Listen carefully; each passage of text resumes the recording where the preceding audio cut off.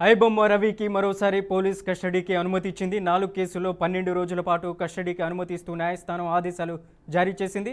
దీంతో నేటి నుంచి రవిని పోలీసులు విచారించనున్నారు. ఇప్పటికే పలుమార్లు ఐబొమ్మ రవిని కస్టడీలోకి తీసుకొని పోలీసులు విచారించారు. ఇక అనేక విషయాల్లో ఐబొమ్మ రవి కొంతవరకు క్లారిటీ ఇచ్చారు. తాజాగా మరికొన్ని కేసుల్లో తమకు ఐబొమ్మ రవిని కస్టడీకి అప్పగించాలని న్యాయస్థానాన్ని కోరడంతో అందుకు కోర్టు అనుమతి ఇచ్చింది. 12 రోజుల పాటు పోలీసులు ఐబొమ్మ రవిని విచారించనున్నారు. ఒక్కో కేసులో 3 రోజులు నాంపల్లి కోర్టు విచారించాలని ఆదేశించింది. దీంతో నేటి నుంచి ఐబొమ్మ రవిని పోలీస్ కస్టడీకి తీసుకోనున్నట్లు సమాచారం.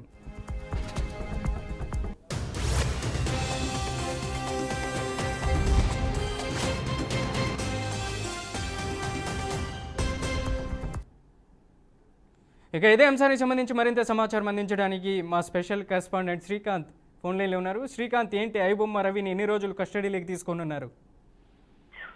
రైట్ మనోజ్, ఏదైతే ఐబొమ్మ వెబ్సైట్ నిర్వాహకుడైనటువంటి ఇమ్మడి రవి అలియాస్ ఐబొమ్మ రవిగా ఉన్నటువంటి రవికి సంబంధించి హైదరాబాద్ సైబర్ క్రైమ్ పోలీసులు అనేది కేసు నమోదు చేసిన సంబంధించి అందరూ తెలిసిన విషయం. అయితే ఈ మూవీ పైరస్ కేసులో తాజా పరిణామాలు, అంటే ఇప్పుడు చోటు చేసుకున్న కొన్ని పరిణామాలు చూసుకుంటే కనుక డిసెంబర్ 16th రోజున నాంపల్లి క్రిమినల్ కోర్టు ఏదైతే ఉందో 4 కేసులు మొత్తం 12 రోజులకు గాను పోలీస్ కస్టడీకి అనుమతి ఇచ్చింది. అయితే ఒక్కో కేసుకు 3 రోజులు చొప్పున విచారించేలా కోర్టు ఆదేశించిన పరిస్థితి చూస్తున్నాం. అయితే ఈ కస్టడీ అంటే ఇవాళ నుంచి కూడా కస్టడీ అనేది ప్రారంభం కానుంది. అయితే చెంచల్గూడ జైలు నుంచి రవిని కస్టడీలోకి తీసుకుని హైదరాబాద్ సైబర్ క్రైమ్ పోలీసులు విచారణ చేపడుతున్నారు. అయితే ఇది రవిపై 3వసారి పోలీస్ కస్టడీ అని చెప్పుకోవాలి. అయితే గతంలో 2 సార్లు కూడా కస్టడీలో తీసుకుని విచారించినప్పటికీ విచారించిన నేపథ్యంలో రవి పూర్తిగా సహకరించకపోవడం, కీలక విషయాలు కొన్ని దాచాడన్న ఒక అనుమానంతో మరోసారి కూడా పోలీసులు కస్టడీ కోరినట్టు తెలుస్తోంది. అయితే ఇప్పటికీ కొన్ని విషయాల్లో రవి కొంత సమాచారం ఇచ్చినట్టు కూడా తెలుస్తా ఉంది. అయితే ఇప్పటికీ రవి మొత్తం కూడా 5 కేసుల్లో నిందితుడు పైరసీ ద్వారా తెలుగు సినిమా పరిశ్రమకు భారీ నష్టం కలిగించినట్లు ఏదైతే తీవ్రెత్తున సినిమా పరిశ్రమకు సంబంధించిన ఎవరైతే ప్రొడ్యూసర్లు కానీ, సినిమా డైరెక్టర్ కానీ, హీరోలు కానీ వీళ్ళంతా కూడా చెప్పుకున్న నేపథ్యంలో సో అందులో ఏదైతే ఈ రవి పరిధిలోకి వచ్చినటువంటి కేసులను కూడా నమోదు చేసిన నేపథ్యంలో 5 కేసులు పైన ఉన్నాయి. అయితే ఈ తెలుగు సినిమాకు సంబంధించి పైరసీ ప్రమాణాలు చూసుకుంటే కనుక తెలుగు సినిమా పరిశ్రమని భారతదేశంలో 2వ అతిపెద్ద చలనచిత్ర పరిశ్రమ చెప్పుకోవచ్చు. ప్రతి సంవత్సరం కూడా దాదాపు 150 నుంచి 200 సినిమాలు కూడా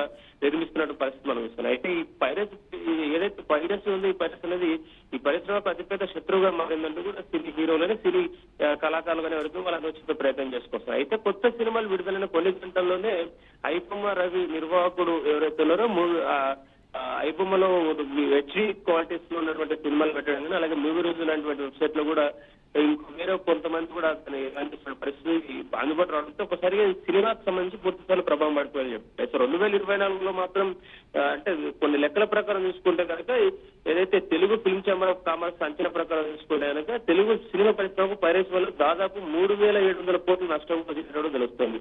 అయితే ఆ సంవత్సరం థియేట్రికల్ కలెక్షన్స్ దాదాపు 15 నుంచి 2,000 కోట్లు కంటే కూడా తక్కువ ఉన్నటువంటి అంశాన్ని మనం చూసుకోవచ్చు. అయితే దశాబ్దంలో మొత్తం దాదాపు 20,000 కోట్లకు పై కూడా నష్టం జరిగినట్టు తెలుస్తోంది. అయితే భారతీయ సినీ పరిశ్రమ మొత్తం 2023లో పైరసీ వల్ల దాదాపు 22,400 కోట్ల నష్టం అనేది కొంత ఒక నివేదికనే చెప్తున్న పరిస్థితి వస్తుంది. అయితే ఇతరంగా కొన్ని ప్రభావాలు చూసుకున్నాక థియేటర్ ఆక్యుపెన్సీ కూడా కొంత తగ్గడం, ప్రేక్షకులు ఉచితంగా ఆన్లైన్ లో చూడడం అనేది ఒక ఇది ఏర్పడడం, అలాగే నిర్మాతలు, డిస్ట్రిబ్యూటర్లు కూడా కొత్త ప్రాజెక్టులకు పెట్టుబడులు తగ్గడం, చిన్న నిర్మాతలు దివాలా చేయడం అంటే ఇలాంటి పరిస్థితులు ఎదుర్కోవడం, కొన్ని సినిమా తయారీలో పాల్గొన్న వేలాది మంది టెక్నీషియన్లు, జూనియర్ ఆర్టిస్టులు ఇలాంటి వాళ్ళు, కొంత ఆర్టిస్ట్ ఎవరైతే ఉన్నారో టెక్నీషియన్ ఎవరైతే వారందరూ కొంత ప్రభావం ఏర్పడిన పరిస్థితి వస్తూ ఉన్నాము.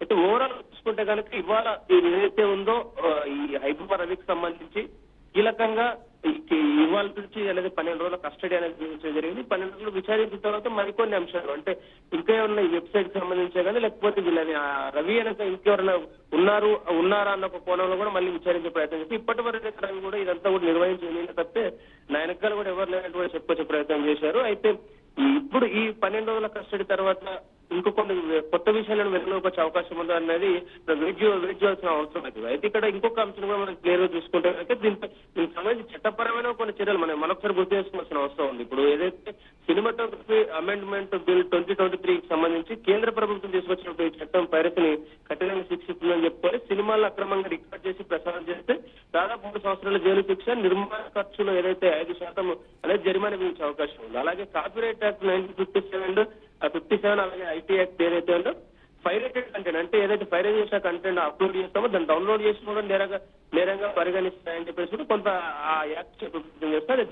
ఇది మొత్తం ఓవరాల్ గా చూసుకుంటే కనుక ఇవాళ దీనికి సంబంధించి ఏదైతే ఐబొమ్మ రవికి సంబంధించి చర్యలు అనేది కూడా 12 రోజుల తర్వాత అంటే దాదాపు 12 రోజులు కస్టడీ మరొకసారి కస్టడీ కోరడంతో కస్టడీ ఇవాళ నుంచి కోరడం జరుగుతుంది. ఏదైతే పెంచల కూడా జైలు నుంచి కూడా ఆయన్ని హైదరాబాద్ సైబర్ క్రైమ్ పోలీసులు అదుపులోకి తీసుకున్నారు, విచారణ చేపడుతున్న పరిస్థితులు అందిస్తున్నాం Manoj. Right Srikanth, thank you for the updates.